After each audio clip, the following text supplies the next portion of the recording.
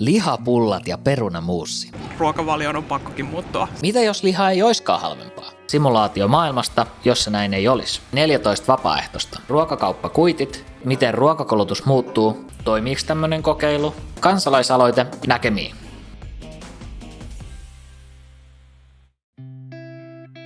Tervetuloa Future of Foodin 3. jaksoon. Kun me tätä ruoan tulevaisuutta mietittiin, meidän pääpointteina oli kansanterveys, ekologinen kestävyys ja erityisesti konkreettiset kannusteet ihmisille toimia niiden mukaisesti. Jos et ole kattonut 2 ekaa videota, niin niissä selitetään tämä kokeilu tarkemmin. Mutta nyt meillä on näitä oikeita tuloksia tästä kokeilusta, joten mennään suoraan asiaan.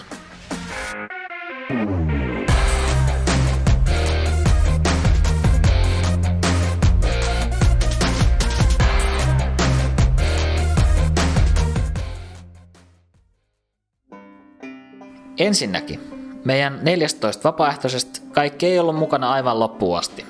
Loppujen lopuksi kokeilussa oli mukana koko 5 viikon ajan 10 tyyppiä aktiivisesti jakamassa meille ruokakokemuksiaan ja lähettämässä kuitteja. Kaiken kaikkiaan me käytiin käsin läpi 118 kuittia ja 1149 ruokaostosta. Aloitetaan yleisesti osallistujien ruokaostoksiin liittyvillä kuluilla. Kokeilun aikana lähes kaikkien osallistujien kulut putos alusta lähtien. Keskimäärin osallistujat käytti aiemmin 68 € viikossa ruokaostoksiin ja kokeilun hintamuutosten jälkeen se tippui 44 € viikossa. Tämä tarkoittaa 35% tiputusta. Kaikkien osallistujien lihankulutus putosi myös merkittävästi.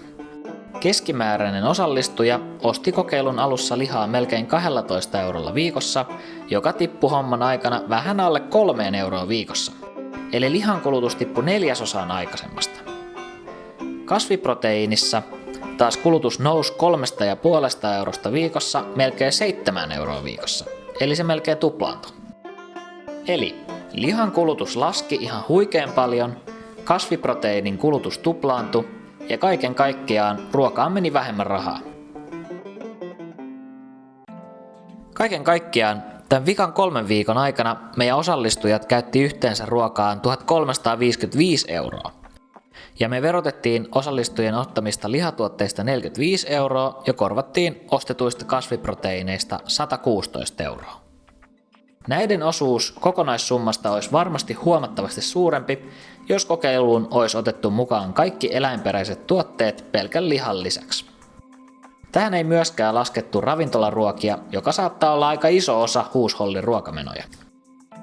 Mielenkiintoista meidän mielestä oli se, että leikkeleet leivän päälle oli kasvatetusta hinnasta huolimatta tosi yleinen ostos meidän osallistujille. Myös kaura- ja ruisleipä uppos meidän osallistujille yleisesti ottaen tosi hyvin, ja ne olikin proteiininsa takia puoleen hintaa. Leipä ja mitä sen päälle laittaa tuntuu olevan edelleen suomalaisille oikeasti tärkeä ruokakysymys.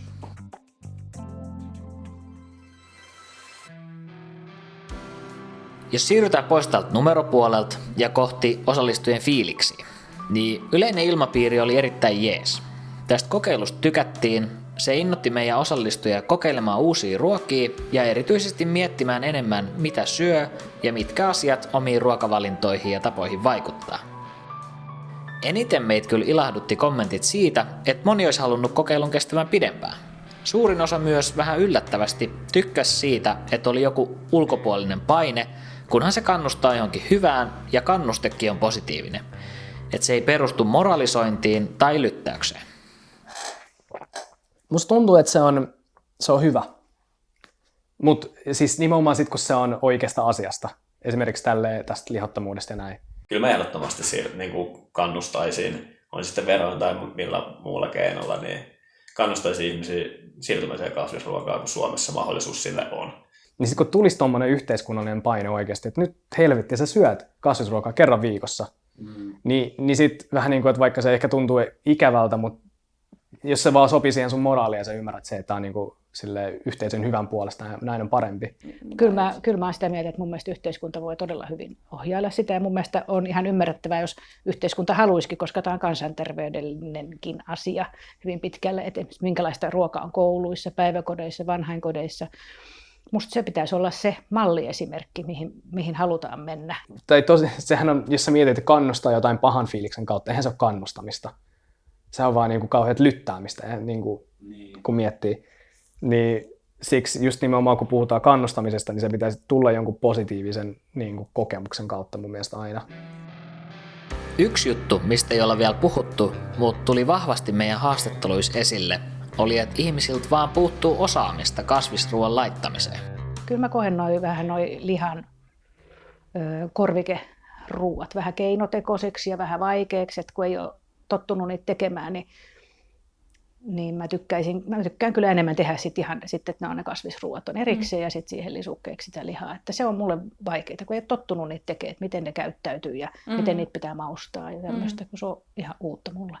Musta tuntuu, että niinku meidän ikäisten ongelma on se, että me ei osata tehdä sitä kasvisperäistä ruokaa niin hyvin kuin me toivottaisiin, miltä se ruoka maistuu. Ja se on se juttu, että kun saisi siihen lisää koulutusta ja niinku kokemusta, niin varmana ihmiset käyttäisi niitä enemmän. Ja meidän kansalaisaloite sai myös kiitosta meidän haastateltavilta. Ekologisesti ja kansanterveydellisistä syistä niin otettaisiin niin kaikelta tämmöiseltä kasvissafkalta suoraan alviva vege. Millainen fiilis sulla tulee tästä? Se otetaan ihmeessä. Hyvä idea. Mun mielestä kaikki insentiivit, jossa ihmisille jää enemmän käteen, on aina hyvä juttu. Vegiruoka pitäisi maksaa vähemmän, koska nykyään se on niin hyvää, että mun mielestä vegiruokaa pitäisi maksaa vähemmän, koska sitä enemmän vegiruokaa niin maksaa, sitä vähemmän ihmistä haluaa ostaa sitä vähemmän sitten vege-ihmisiä on, joten enemmän lihaa niin ostetaan. Siinä mielessä poikkeuksellinen niin kuin olisi niin kuin yhteiskunnan taholta poikkeuksellinen toimi, kun yleensä meillä toimitaan niin, että niin kuin rangaistaan, että nostetaan, just että on tupakkaveroja, alkoholiveroja ja näin, että ihmisiä ohjaillaan sillä tavalla, että kallistuu. Mutta että voitaisiin joskus ohjailla myös tällä tavalla, että se olisi tässä tapauksessa olisi nimenomaan porkkana. Niin musta se olisi tosi hyvä.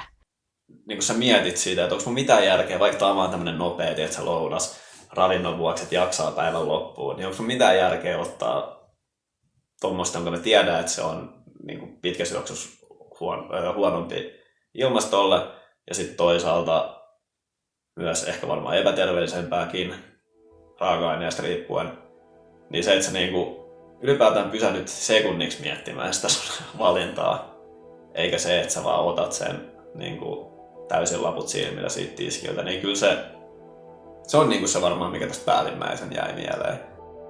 Vaikkei muutos olisi ihan näin radikaali kuin tässä meidän kokeilussa, niin kyseessä olisi kuitenkin jopa historiallinen muutos.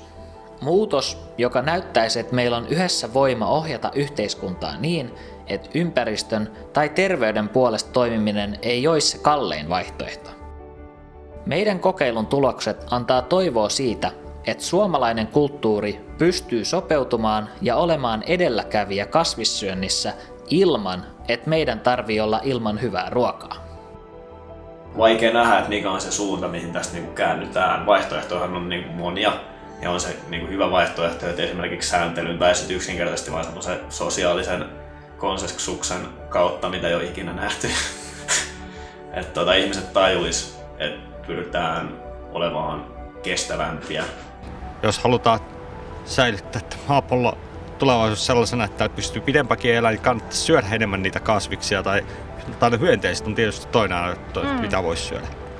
Tai sitten toinen vaihtoehto on se, että mikä on ehkä se todennäköisempi ja huomattavasti ikävämpi, että jatketaan tämän myllyn pyörittämistä nyt niin pitkään kuin se vaan on mahdollista, kunnes se on niin kuin mahdotonta. Ja tehdään semmoisia huonoja, nopeita ratkaisuja, millä me vaan pidetään tämä pyörä pyörimässä ja sitten jossain vaiheessa huomataan, että oho, tuli tehty pikku virhe tai silleen tyhmästi. Me Regeniltä halutaan toivottaa teille kaikille hyvää elämää. Kiitos, kun olette olleet mukana Future of Foodin matkalla.